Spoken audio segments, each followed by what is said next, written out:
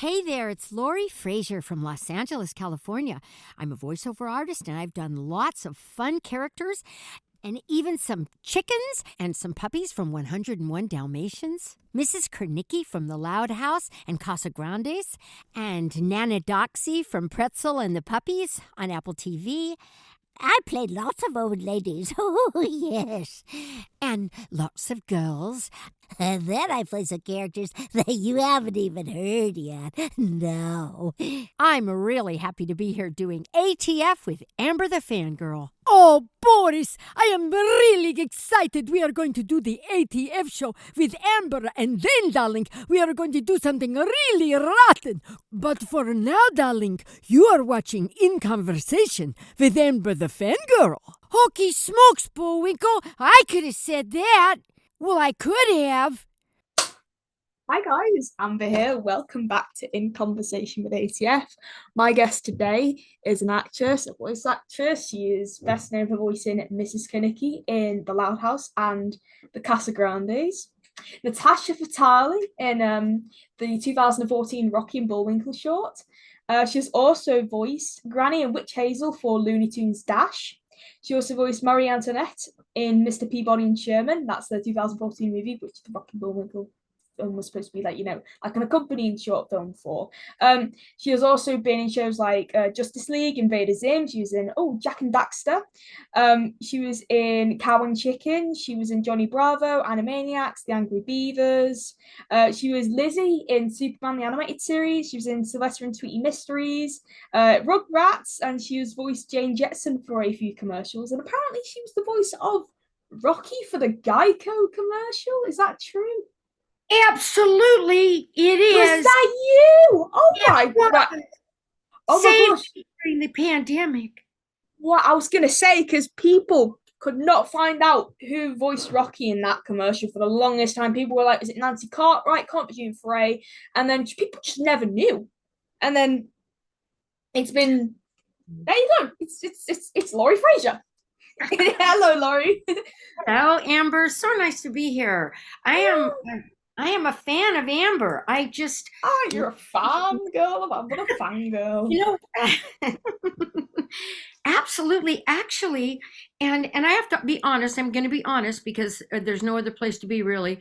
Well, there is, but it doesn't do you any good. I didn't know about Amber the Fangirl, and then I started to go do my little due diligence, and I found the Rocky and Bullwinkle the documentary. Oh.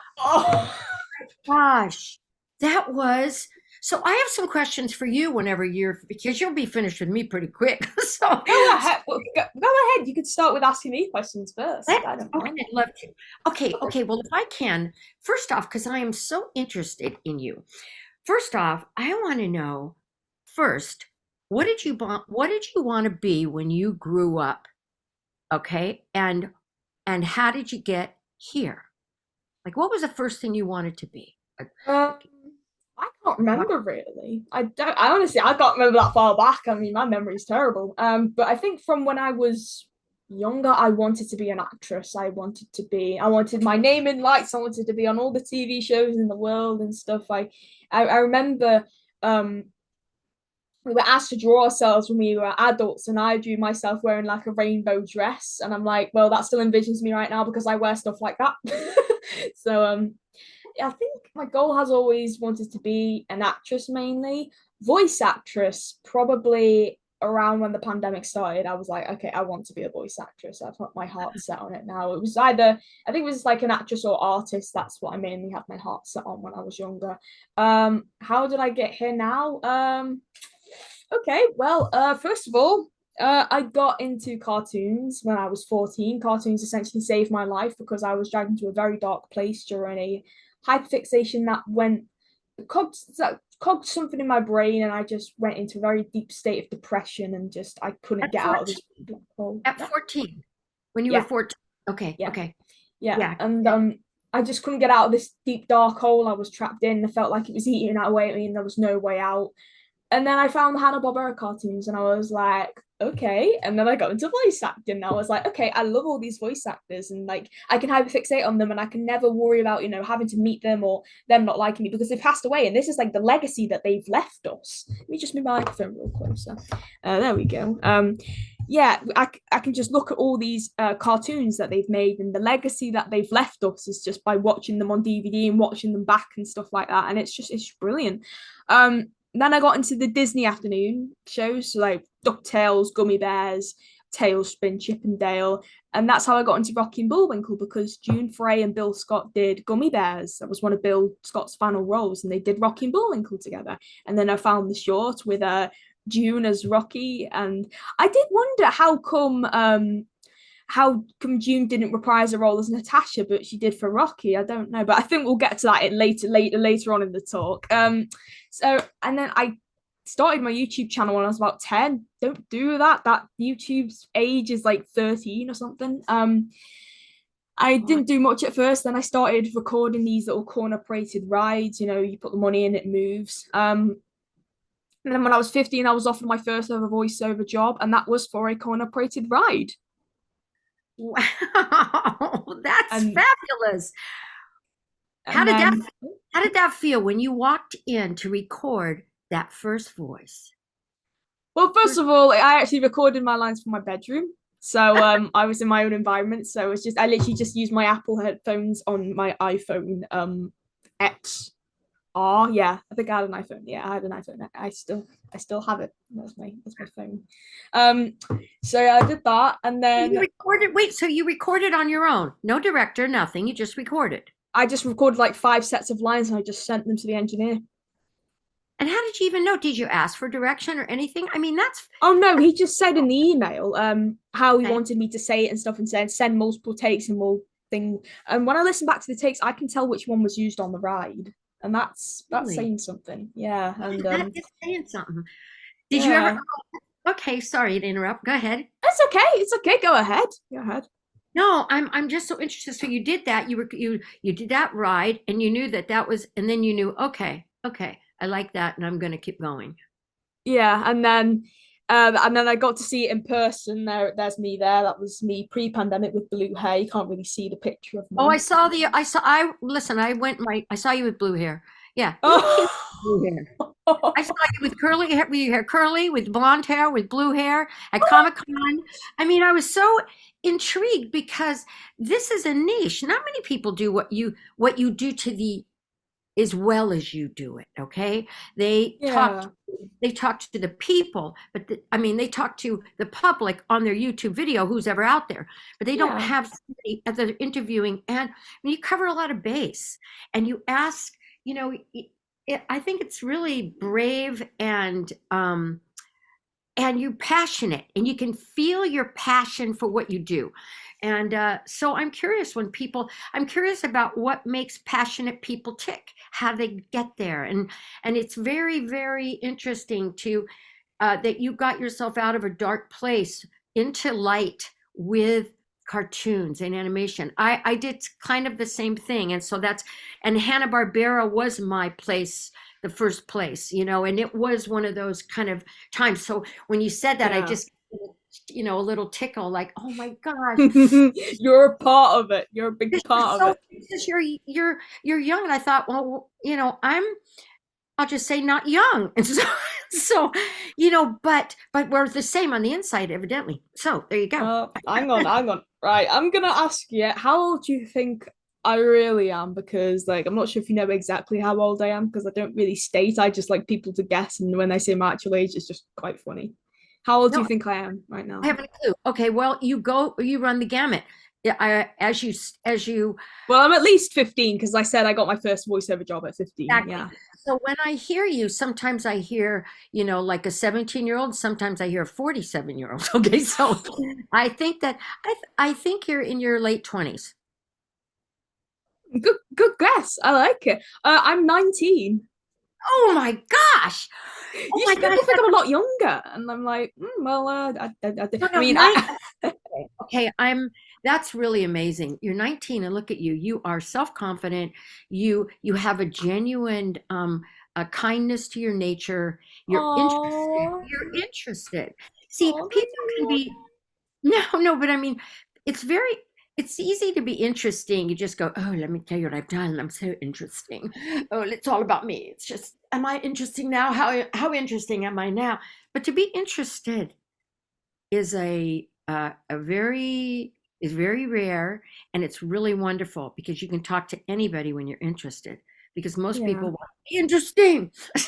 you know so yeah. and the other thing I wanted to ask was, um do you oh, when you were talking, so did you do any acting, or did you take any classes or anything, or just decide, you know what, this is what I'm going to do, and you just went for it?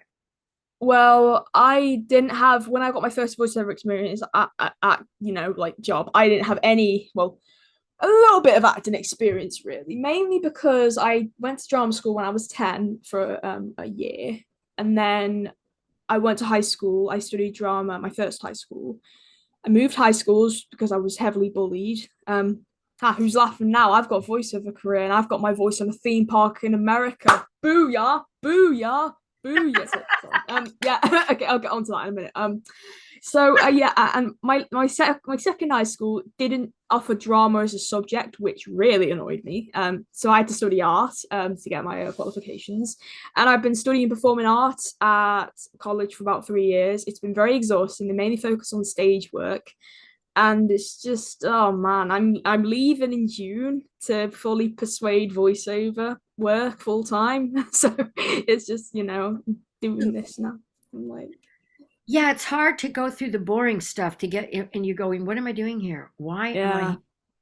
Yeah, I yeah. went to a little while, and I thought, well, this isn't going to get me where I'm going. A master's degree, what am I going to do? Show up with a master's degree and say, okay, ready to work? Well, it doesn't work that way. It's like, well, yeah, but can you talk like Rocky? Well, shoot, I missed that. so, um, but good for you. Good for Thank you. you. Thank you. Really, yeah. And so I've had like a lot of auditions since, and then I got my second professional job, March of last year. Basically, there's a theme park ride that's being built, located in California, to loan out to different theme parks. And I initially went on the Zoom to audition for two characters. One of which I ended up winning. And then they said, okay, we've got an extra character. She's British. We haven't been able to find a thing, so we'd like to cast you as her. So congratulations. I'm like, oh well, I already got one role, and then I got the role I auditioned for. Then I was offered, and then one of the actors left because of personal reasons, so I was put in as a sound alike. And then I turned it to my own, and I was cast another character. So I got four characters on that ride voicing. Oh my gosh, that is fantastic. Do you know how fantastic that is? Oh my How God. fantastic is it? It is pretty darn fantastic. That doesn't happen. That's not a normal thing. Oh, then you do this. I mean, really, there's people that hit right off the bat, Yeah. sometimes where you think, okay, I got it, I'm going, and then all of a sudden you're, oh, I'm not, and then, okay, this is it, that's what happened when I had gotten Jane Jetson. Okay, the Jetsons, it's time, it's the 21st century, this is going to be it. I have friends calling me up, Lauri, this is it, and it was like, this is it, so you never know. So Yeah. yours to have that's the universe saying, I think you got it, darling. I've got like a winner when I did my last recording session. I suppose the downfall, as you name there, is waiting for the ride to open because it doesn't open until next year. So I've got a whole another year to wait. And then I finally get to go out and see it. I finally get to come to America at last after waiting for 4 years. Oh, well, you got to give us all a heads up so then all the voice people can have a little, That's what I do. Well, my family's like, oh no, they'll be too busy to meet you. I'm like, oh well, I beg to differ. when's your birthday? Can I ask when your birthday? What month? February actually. Oh, February. Did you Yeah. have a birthday? Pardon? You just had a birthday. Yeah, yeah. It was on the 12th. Oh, happy belated birthday. Thank Well, you. it's thank you for answering my questions, because You're I was, welcome. and then I wanted to know, how did you learn how to work the motherboard, how to record, how to do all the Zoom? Was it a painstaking one after the other, or did you go to one school and they taught you everything? I just use YouTube. It's the most simple thing to do. And for Zoom, I've been using it to record interviews and stuff for about 3 years now. So I've made. There's also been virtually, even if the pandemic didn't happen, it would have been helpful considering I live in the UK and my passport's taken a painstakingly long time to arrive. I'm literally having to go over all these interviews to confirm my identity. I've got another one next month, so I'm trying to. Oh my god, it's annoying. It's really Well, annoying. what about the characters around everyone's head? Do you do that? Um, as in, name an I look on example. YouTube, I'll see, like Billy West, and I see all the characters that he's done in cartoons around his head. Oh yeah. What for? Oh, the thumbnails. Yes, Oh, yes, I thumbnail. make them. Yes, I make the thumbnails. That is so incredible. I mean, it's such a beautiful thing to just look and go, oh my gosh, look, that's all their characters. And I mean, you don't see that often, Amber, you know? Well, I'd like to give you a sneak peek to your thumbnail if that's okay. It's not exactly finished, obviously, because it's got like a lot of stuff that needs to be cut out and more characters need to be added. But there you go. Oh, oh my gosh, I look like Billy West. Is that an all right photo, or do you want me to Yes, change it? yes, I think that's going to be the same one I use until I'm 100. Okay, it's probably the best picture I've ever taken, and so I decided, you know what? I don't care if I'm 100. I'll say yes. Just talk to this person and think of that face. so, so, yeah, David Laporte. He was the photographer that took that picture. I recommend him all over the place. He's wonderful, and he can take your picture. He can sit and have a conversation with you, and in 5 minutes, he starts clicking. Really? And in 5 minutes after that, he's finished. So when you come here, maybe you have an appointment and have him take your picture. Yeah, I'd love a few headshots because I've had some headshots done by my college, but they've never given them to me, even after asking. So yeah, Oh, I don't have any headshots, unfortunately. oh, well, he's wonderful. Well, you deserve headshots, especially because you have. Yeah. I need to try and get some done, to be fair. Let me just do that. There we go. I don't know when was that photo taken of you? Just real quickly. Oh, it was like, let's see. Whoa, it was a long time ago. Way back. I don't know, probably 7 years. It's an old, Ah, but you know what? I really like mhm. it. So you know what? I Well, if you like it. like it, there's no problem with it, for sure. What? If you Okay. like it, there's no problem with it, for Oh, sure. okay. There you go. Yeah, yeah. I'll probably finish that editing that tomorrow. Yeah, because I'll probably just go to bed after this because I've got to be up early tomorrow because I'm going out and meeting up with a little friend who I haven't seen in since last year, and yeah, we're going to Pizza Hut. Oh, there you And he's go. my one of my only true friends that I've really known from high school. Everyone else I've never heard from since, so I don't meet up with them. I just barely speak to them online. But this girl, I've known for about 4 years now, so she's really lovely. So I'm excited to see her Well, again. that's wonderful to have when you have a friend to nurture the friendship. Definitely. Yeah, yeah, definitely. Yeah, and it helps Right. when they're also autistic because she's also on the autism spectrum. Oh, you know what? And that's the other thing. I I love my autistic friends because Oh, yeah, because there's special. just well, you're so honest. You don't hide behind all of this stuff that we have to figure out what you're really saying or thinking. You're right there. And I think, wow, only if we all could do that and just be right where we are and say what we say. Like I love The Good Doctor. Do you ever watch The Good Doctor with Freddie Hypemore? He's an Mm, autistic it's doctor and he familiar. on the spectrum. Anyway, I have so many friends on the spectrum. I'm sure I'm on the spectrum if we did all the testing. Except I'm not as good as just saying you're just so right, so present. That's what it is. It's such a present, that's Yeah. not everybody has. Does it make Oh, does it make you kind of crazy because other people aren't so present, or does it matter? it doesn't really matter to me. I mean, my mum said to me if I didn't have autism or like programmed into me, I wouldn't be who I was. I wouldn't be sitting here talking to you right now. I probably wouldn't be into cartoons. I would probably be into makeup, going out, going to concerts and nightclubs and stuff like that. But no, I think perfect Friday night for me is just sat at home, maybe doing an interview, maybe on my Xbox playing Fall Guys, maybe watching YouTube. Well, then thank God for autism, okay? Because you're just a gem. I really appreciate it. And that documentary, I had to get I had to go to bed. It was like I just couldn't stop. I didn't see, I haven't seen all those things. And the other thing, well, go ahead. You wanted to say things, and I'm just going off. So no, it's okay. It's okay. It's in conversation with ATF. Anything goes. We go off track. That's fine.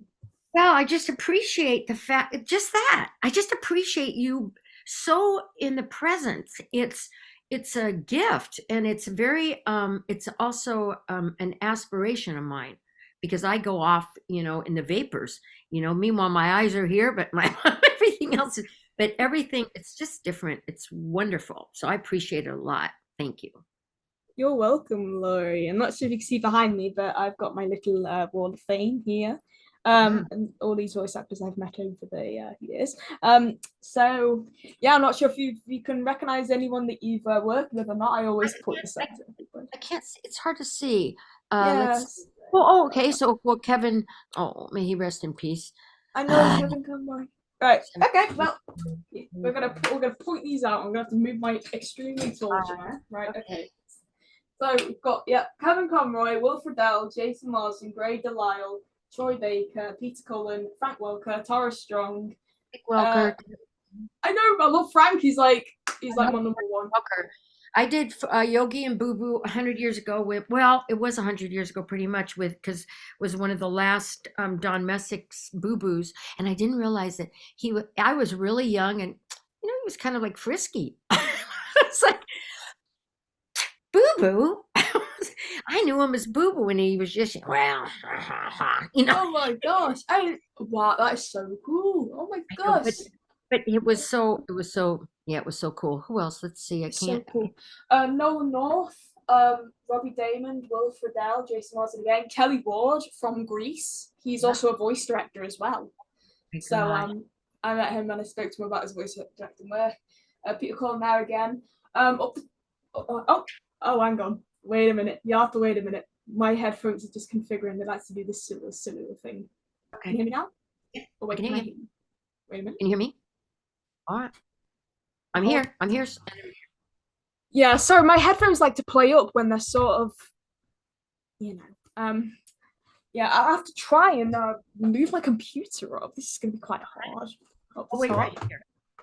Up the top, Stephen Ogg, Danny Trejo, Ross Marquand, Noel North, Bill Farmer. That's all my. And Malcolm McDowell as well. Oh my goodness! Wow.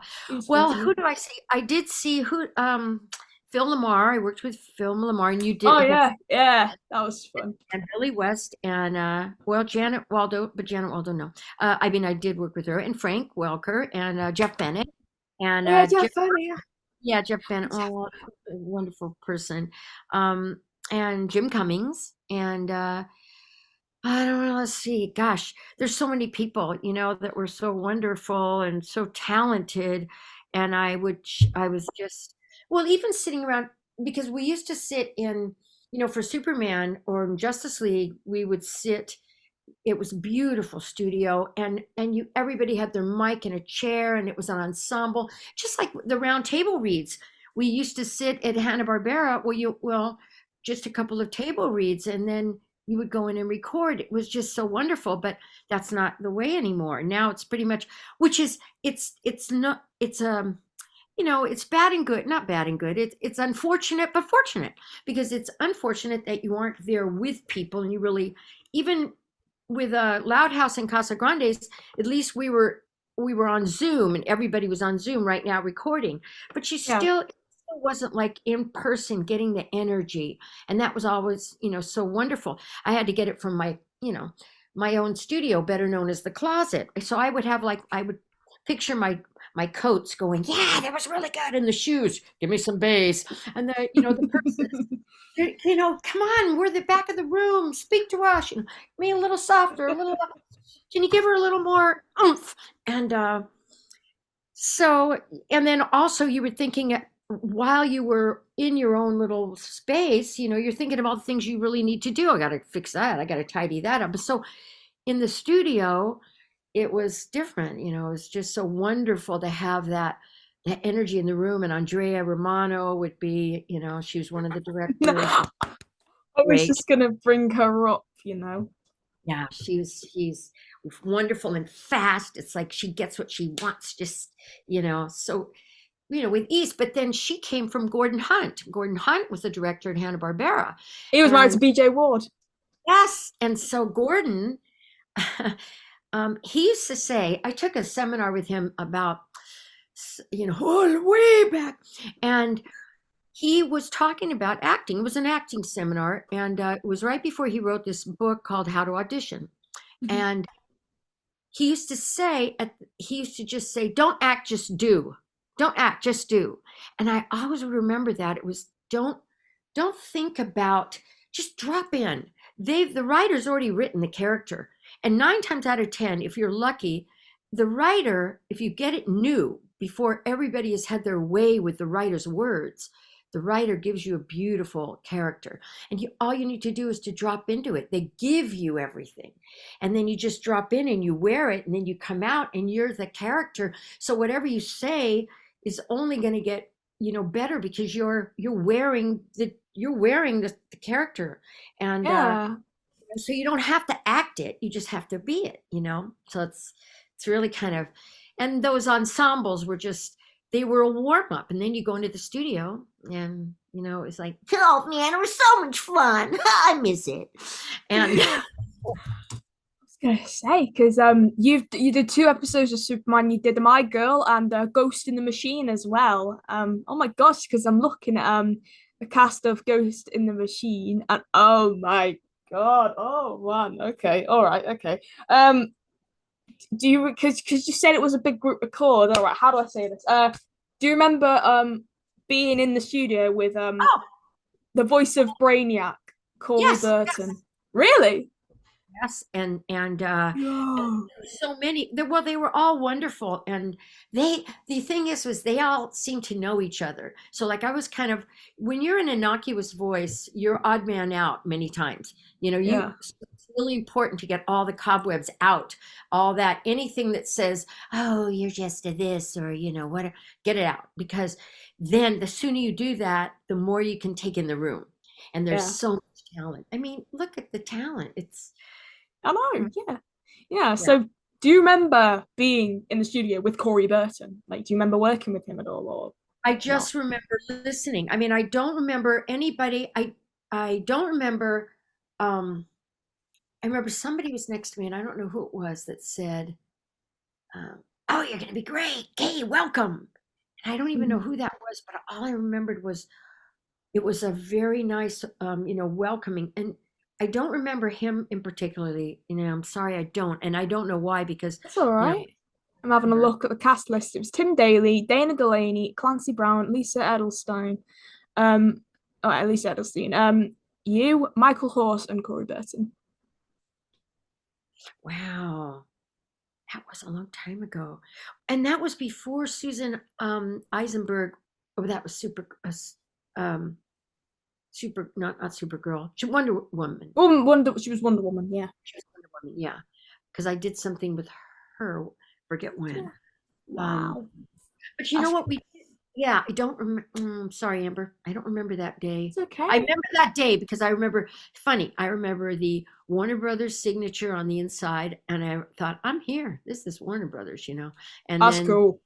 The carpet. And the microphones that were so, well, this is not a cheesy microphone here. This is like, come on, I got anointment. Yeah. And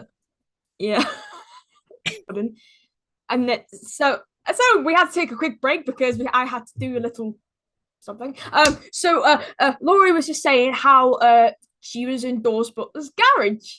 Yeah, it was in his garage. Very out of context. I'm very sorry. Go ahead, Lauri. That's all right. So we had a little table. I was sitting in a chair, a little table outside in the garage, and he had a little one of those push button cassette things where the thing pops up, you close it, and you push play, record, reverse, and forward. That was it, the only buttons. And Yeah. so he said, let me tell you, give me a little bit of what you do. And and I just talked about different people that I knew, and I mimicked those people. And so I had a grandmother, and I had a oh God, darling. I mean, there were a lot of older women at the time, because I was really little. And then I did just a bunch of different, um, and I did a couple of imitations. Anyways, Dawes said, "You remind me of Lucy, Lucy." And I was like, "Lucy?" Like, I love Lucy. And so he said, "Yeah, I think that you can go see Andrea Romano at," and no, no, no. Did he say that? Oh, everything's so confusing. Okay. I don't know if he said, I don't know if my time is off, but it was either he said he sent me to her, or it was Machine Gun Kelly. The Machine Gun Kelly was a DJ, and I Yeah. went to see him because I went to see all these different people. What should I do with this? Is there anything I should do with this? Anyway, I wound up in Andrea Romano's office at Special Artists, long, long time ago, and I took me on with her. But Dawes Butler that day, all I could hear was Deputy Dog, like he'd talk, and I want him to do all of his voices. I mean, he did so many, and I was a crazy person for cartoons then, for Deputy Dog, for Yogi Bear, I mean, it was Chip and Dale. Oh my God. Shall we? Shirley. Oh, after you. Oh, no, no. Oh, I couldn't. I definitely, I just love them. And it was all those Hanna-Barbera cartoons. And anyway, I didn't know whose garage I was in at the time. And looking back, I go, because had I known, it was just a Reality guy. check. That's a reality check. Oh my Yes, gosh, sorry. reality check. But anyways, and it all came back later than when I went to Hanna-Barbera because competing with 5,000 other people for the voice of Jane Jetson. And I remember walking in there because Hanna-Barbera was such a fabulous studio, because it was kind of like how Nickelodeon, you walk in and you're in cartoons. Was this when you auditioned for Jane Jetson? Was this after the 80s version of the Jetsons came out, or was this before? Because It was before. I was going to say, because then they decided to get the original cast together. But we'll get to that. All right. So sorry. Yeah, no, it was before because, um, but Penny had, God, and she was so fantastic, Penny Singleton. She was Blondie. She created this incredible character, and that's the thing about doing iconic characters, that to be graced with, just in the presence of an iconic character. And so I worked on that for a long time. I thought I was going to get to be Judy, but it was more Jane. And I remember going in and I found this dress, and it was like a Jane Jetson dress, and not you should, but I always try to dress somewhere like the character, something, even if it's under my shirt, that I have something that says to me, yeah, she'd wear this pair of underwear, so it doesn't have to be, you don't have to see it. So anyways, I remember going in, it had triangles and squares and polka dots, and it was black and lime green and purple, and it was like the colors of Jane Jetson. How can they not want me, So I went in, and Colette Sunderland was the casting person, and she was on my side. I just felt like she was, and if she wasn't, she's a really good actress.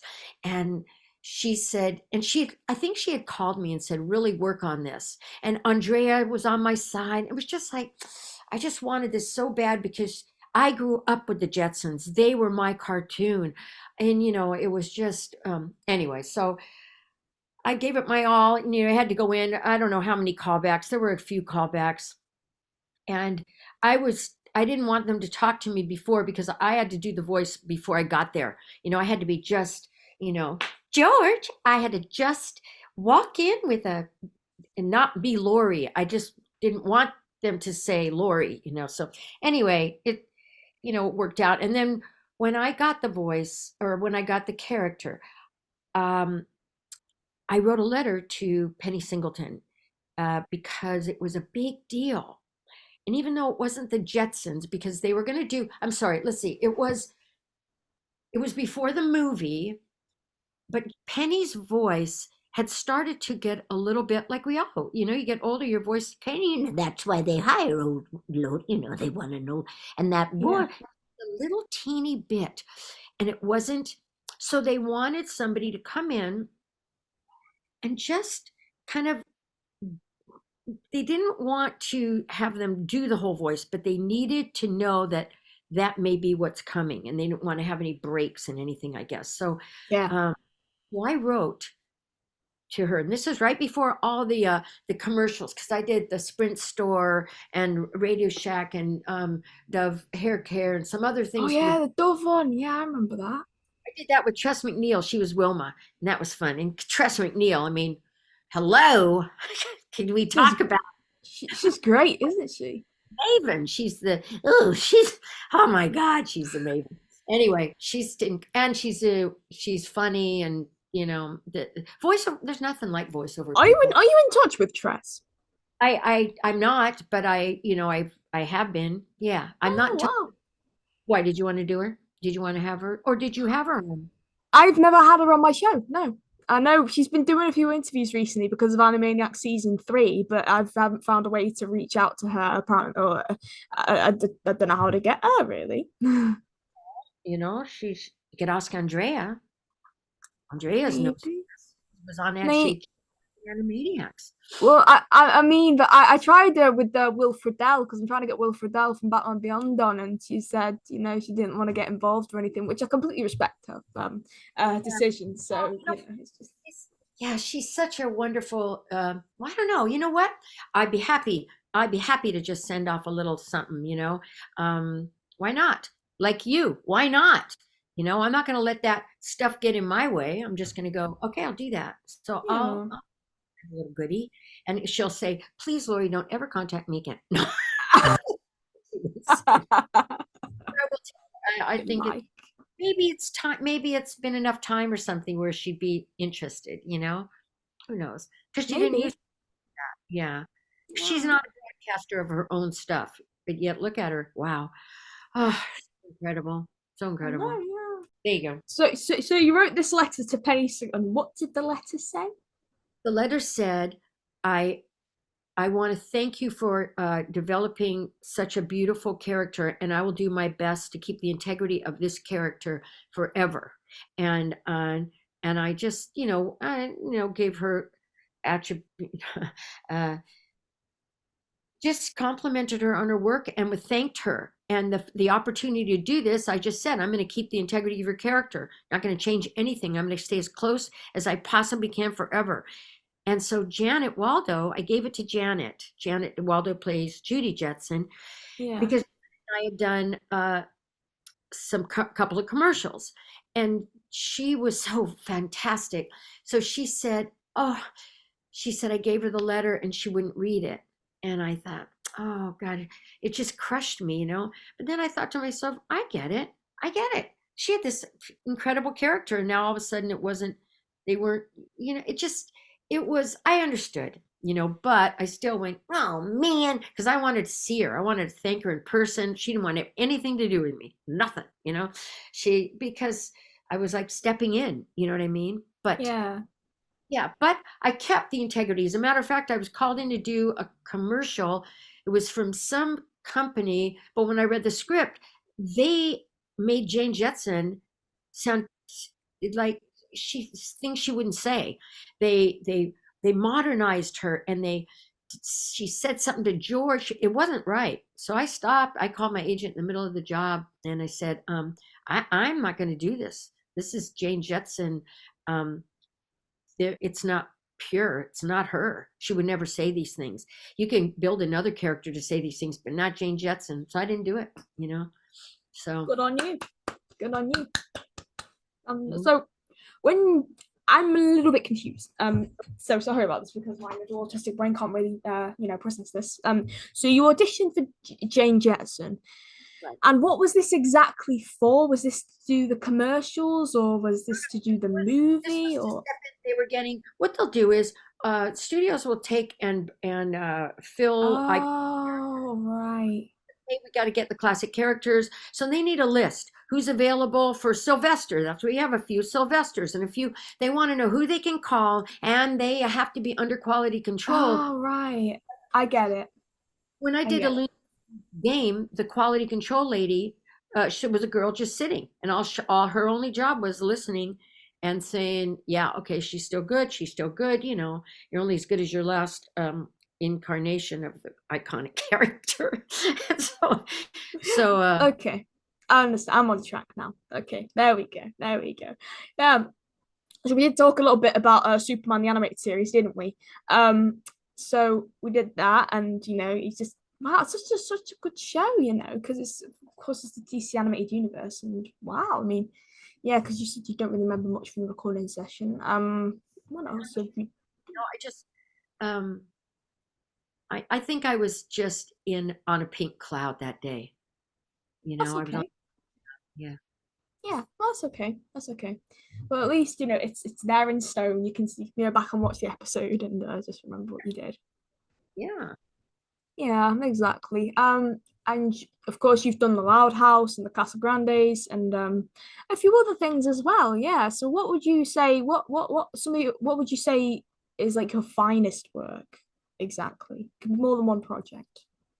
Gosh, you know what? I don't know. Um, I I don't. You know what? I just recently there's a character named Marigold, and I don't know when she's coming out, but um she's in a movie, and I don't know when it's coming out, or because you have to wait for all these things, and Oh yeah. through it was it was at Cartoon Network, but then that was when Amazon Plus was coming in. No, no, Disney Plus, and there was a merging. So I'm not really sure, but and the names changed twice, and I probably signed an NDA, so I shouldn't say anything. But there's a wonderful character named Marigold, and she's delicious. And when I get to do a full character, it's really a lot of fun. And to tell you the honest truth, I I have my little Instagram. When the pandemic happened, you say your finest role, because I think some of these little uh, 15-second things are my finest roles. When the pandemic happened, I was a very frustrated voiceover artist, and they brought back the Geico commercial, so that was great for that was great, but there was no work. And I got frustrated. So I started taking pictures of objects and putting mouth on them and making them talk. And I have like over a couple of hundred, 250 or something. And they're just, what would I say if I was a flashlight? What would I say if I was this dog, in the look on the dog's face? Or, a lot of, and then people started sending me pictures. Hey, can you animate this? Can you animate that? And it got to be this great game that, how fast did I get it in my, I'd be driving along and I'd get into a stoplight. Oh, and I pull over, and the person sent me a picture of a purse. It was a big handbag, and it was just a satchel, but where the leather came to hold the purse together, that would become the eyes, and then the nose and the mouth. And then I would start talking, and I'd have to make up copy really fit, like, oh, yep, I'm checking in the luggage. I'm checking the luggage tags. Here you go. Here you go. Let me see a tag. Let me see. There you go. Go on. Oh, me? Oh, no, I was, well, I started out as a little purse, and then, I grew into a shoulder bag. And then, of course, I was in Beverly Hills with all those smash and grabs and ripped right off his shoulder. And then I wound up being a mail carrier. Oh, he was a nice guy. Well, it was a good neighborhood, too. And so I would get to create these little fabulous thumbnails, and then I'd send it off to whoever. I was pulling over off the side of the road for a long time. So one of my finest characters is Hyde Hydrant, and it's a fire hydrant. And I started reporting on the fires and in the neighborhood, and fire things and fire safety. And I think he's probably one of my finest, silly, one of my finest characters with Hyde Hydrant. And he always come out with fire facts. And because you do what you have to do, and if you're a creator, you have to create. Yeah. Yeah. Just do whatever comes to your mind. Comes to your mind, yeah. But Jane Jetson she was pretty good. I really enjoyed her, yeah. And I enjoyed Natasha, But you see, Yeah, Natasha, Natasha, yeah. yeah, but Natasha is always I'm always kind of on my own little, it's not June foray. You're not doing a June foray. So it was like, nobody's doing a June foray but June. Um, so yeah, I don't know. I think finest character, I don't even know. What was your finest character? Which one? Do you have a finest character that I've you've got ever done? 5, so I feel very harsh for picking one. Well, but do you have any that you have in your wheelhouse that you can't wait to get booked for because you've created this character? I don't know, really. I mean, I have a ton of plush toys. I mean, I've got a giant axolotl that's sticking out at the end of my bed. So, Okay. oh yeah, let me get him. Let me get him. Yeah. Okay. It's huge. Build about Okay. giant axolotl. Okay. Yeah. So I don't know if Oh, I love that. do like an And who? Edwin voice. I'll throw like an Edwin voice. I can't really do it, but I don't know. But he's freaking huge. He's like Yeah. yeah. All right, on the bed you go. There you go. Uh, whoa. You love being tossed onto the bed. I think this might have been my finest work now that I think about it. No? It's you. Well, I agree with that. This is up there with one of my best of ATF. Best of ATF. Oh my gosh. Oh wow. I never got to talk about voiceover much. Let me see if I tell you one thing about Rocky J. Squirrel. Okay. Okay. We have time. Oh, are we out of time? We have plenty of time. We have all the time in the world. Got to meet your friend, darling. Okay, so I'll tell you this one thing. So here it was a audition for Rocky. It was at Universal. It was for the live action. Okay. Now, I just knew it was for Rocky. But later I found out it was for a stand-in for June Foray. But they wanted, for whatever reason. And I had been working on Rocky, working it, and I couldn't find him. I was trying to get him. I couldn't get. I listened over and over, and I really prided myself in, as long as I have, if I have a long enough time to listen, I can get it. Almost any voice, I can do it, but I need time, and a lot of times you don't have that luxury. So I was over and over in my head, and I pulled into Universal, and I parked my car, and I looked up, and there was a squirrel that ran across and went up the drain pipe, climbed up the drain pipe, and I went, holy smokes, and all of a sudden it was right here. I could feel it. I found it. I couldn't believe it. So I didn't change my voice. I went right in, and I thought, I'm not going to talk like anybody else. No way. So I just kept saying it. Oh, I can't believe it. It's like, it was like the universe is saying it. You can do it. So I went in and I said, hi, I'm Lauri Fraser. She says, okay. And I sat down. I didn't break character for the whole time, and I went in. And then I found out later it was for a stand-in for June Foray, and she ended up not even using the stand-in. She did the whole thing herself because she was a mighty force. That's because Keith Scott, who voiced Bullwinkle in that film, said because he went to places as the stand-in voice because they had figures, but June wasn't able to travel, so they did get a stand-in. Well, I don't know if they didn't get a voice in. They just maybe got a stand-in. Sure, she Yeah, they wouldn't. probably just got one of the crew members to do it. I don't know, because June was able to travel because I mean at this time I think she was like in her early 80s when she yeah. Yeah. Well, or something like that. I don't know the full story. How wonderful that she gave us so many characters. I mean, these voices, look at them all. They gave us so many wonderful characters, Gosh. I know. God bless her soul. And Kevin Conroy's as well. Did you meet Kevin Conroy, may I ask? I did meet Kevin Conroy, yes. What a wonderful, wonderful man. My God. Yeah. I'm trying to remember. He said something. I'll give you a minute. It's all right. Yeah, I can't remember. But I met Kevin Conroy, yes. And he's just a good human being, He was a good human. Well, you know what? To tell you the truth, Amber, most voiceover artists that I've met are really good human beings. They're really nobody's stepping on you to get to the next, like move over. You don't have any of that. It's, hey, I hope you get it. I hope I get it. And if I don't get it, I hope you get it.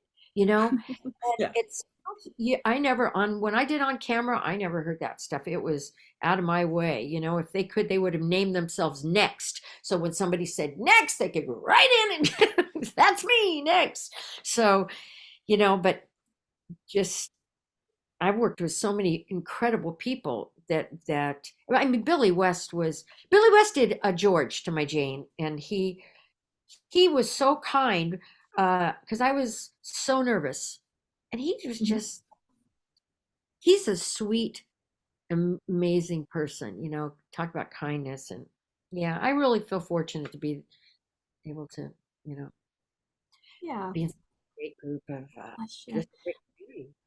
Well, I'm glad you definitely got to meet Kevin. I mean, I nearly got him for my podcast. He was unavailable at the start of this year at the start of last year due to schedule, and then they said he was taking time off for personal matters, and they're like, oh, maybe in the new year. And then turns out he had cancer in it. He was getting better because Andrea said he was getting better, and then he got worse and passed away. And I was right in the middle of my Batman fast as well. I was like, okay, oh my god, I'm gonna get to talk to freaking Bruce Wayne himself. I'm gonna freaking cry. It would have been the best episode I've ever done. And the day it was announced he passed away, I wasn't able to function for at least a week. I was like, okay, I can't watch Batman anymore. It's too painful. I was like, okay, I can't do any interviews or anything. It's just too painful. I can't. I just don't want to do it anymore. You said Bruce. You said Bruce Wayne. I did meet Bruce Wayne. Really? Yeah, he was. Yeah. Anyway, we go this business goes back a long way. Oh yeah, of course it does. Yeah. Oh, I'm sorry. Yeah, I'm sorry. You know what? Now that I think about it, I think I saw that episode where you were upset, where you said that Kevin had just passed and you were really upset. Oh yeah, the Michael McConaughey episode. Yeah, I think That was so. recorded on the night that was Yeah. recorded a few hours after I found out he passed away. So I was trying so hard not to. I nearly cancelled the interview because of how upset I was, but I managed to just I picked myself up and I kept on going. You did. Yeah, The you show did. must go on, yeah, and I'm glad. I'm glad. Now, who was the guy that was with you that did the documentary on Rocky and Bullwinkle? Oh, his name's Gianluca. He's a close friend of mine. I've known him for a few years now, and yeah. Oh my gosh, looking back at that documentary, it was just very poorly filmed. Have you seen my Bill Scott documentary? No, but I will now. I'll go I look at did. it. I did a 2 hour documentary on Bill Scott. There's a lot of archive material from June Frey. I interviewed a lot of people for it. I interviewed Frank. I interviewed Billy. Weird Al Yankovic, who I actually saw in concert 2 weeks ago. Corey Burton, Tara Strong, a few others. I got Will Ryan as well before he passed away. I'm not sure if you. Yeah. Now, do you go to all the London Comic Cons then? Not all of them. I really go to Telford, Liverpool, if there's any good guests. London, I haven't been to since before the pandemic, for Comic Con, and also that was the last time I was on a helicopter. So yeah, I mainly really go if there's a guest I want to meet, really. Um, Just great. I mean, you're an icon, my friend. You are. You're building thank you. iconic. I in Aww. the future will be, um, you know, seeking you out to go. Well, this is the one who started it. You've given a lot of people inspiration, and I really thank you because I was. It's we need to be re-inspired by Yeah, our by in listen because it can get dark and you're by yeah, yourself. It's great to know it's only, this that stops us, you know. So it's great. yeah. Our self Everybody- confidence. Sometimes I don't believe in myself, and then I realize there's people out there who actually, love my content, love what I do and stuff like that. And like, I don't feel as if a lot of people watch my podcast. It doesn't get a lot of attention, less than my other videos. And then I put out a post asking who do you want to see VAs, and then people just sent me tons of voice actors, E.G. Daily, Jim Cummings. I'm like, oh my gosh, wow, okay, well, okay, Listen, I've told so many people about you. So really. Well, because I didn't know. My agent said, Amber the fan girl. I'm Amber the fan girl. I didn't know, and I went Oh on. yeah, Calvin. He was so lovely to me in his email. So wonderful. That's the other thing. I have the best agents. Atlas, yeah. They're just the best. But I was showing, I was showing people left and right. Look, this is Amber the fan girl. What? See this guy? Did you know he did all these voices? And see this girl? Oh, and this person, and oh, Debbie Barry. Deb, That'd be Derry. And my friend Bob Bergen, Porky Pig. Have you had him on yet? I've been trying for the past year to get him, but he says no, he's not available. But I've seen other people get him, so I'm not gonna give up. What's the matter with him? Anyway, and Jim Cummings, you said you got Jim Cummings? I got him for the documentary, but I've not had him for my podcast.